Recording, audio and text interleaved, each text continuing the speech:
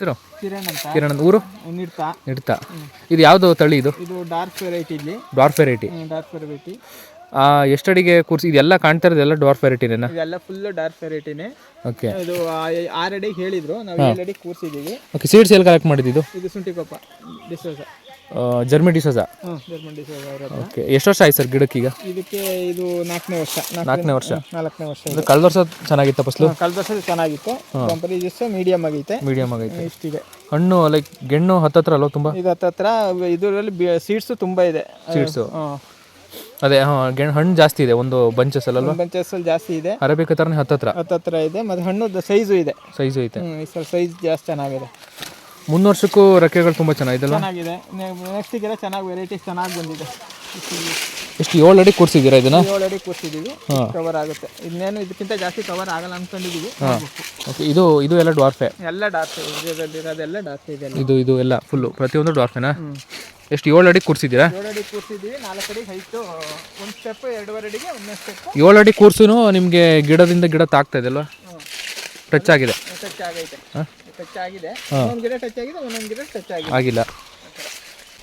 ಸೀಡು ಹಣ್ಣೆಲ್ಲ ಭಯಂಕರ ದಪ್ಪ ಇದೆ ಅಲ್ವಾ? ಸೈಜ್ ಚೆನ್ನಾಗಿದೆ. ಗೆಣ್ಣು ಹತ್ತತ್ರ. ಇದನ್ನು ಬಂಚಸ್ ಚೆನ್ನಾಗಿ ಹತ್ತತ್ರ ಬಂಚಸ್. ಅದೇ ರೋಬಸ್ಟ್ ಹಂಗೆ ದೂರ ಇಲ್ಲ ಇದು. ಇಷ್ಟು ಫುಲ್ ಚೆನ್ನಾಗಿದೆ. ಫುಲ್ ಎಲ್ಲ ಹತ್ತತ್ರ. ಫುಲ್ಲು ಒಂದು ಕೈ ಫುಲ್ ಹಿಡಿಬೋದಲ್ಲ? ಓಲ್ಡ್ ರೋಬಸ್ಟಲ್ಲ ಒಂದೊಂದ್ರಲ್ಲಿ ಹಿಂಗೆ ಬರುತ್ತಲ್ವಾ? ಒಂದೊಂದು ಬರುತ್ತೆ. ಆದರೆ ಕೆಲವೊಂದು ಗಿಡದಲ್ಲಿ ಬರುತ್ತೆ. ಇದು ಎಲ್ಲ ಗಿಡದಲ್ಲೂ ಇದೇ ಥರ ಸೇಮ್ ಅರೇಬಿಕಾ ಹಣ್ಣಿನ ಅರೇಬಿಕಾಗಿಂತ ಸ್ವಲ್ಪ ದಪ್ಪ ಉಂಟಲ್ಲ? ಚೆನ್ನಾಗೈತಿ ಈ ಸಲ.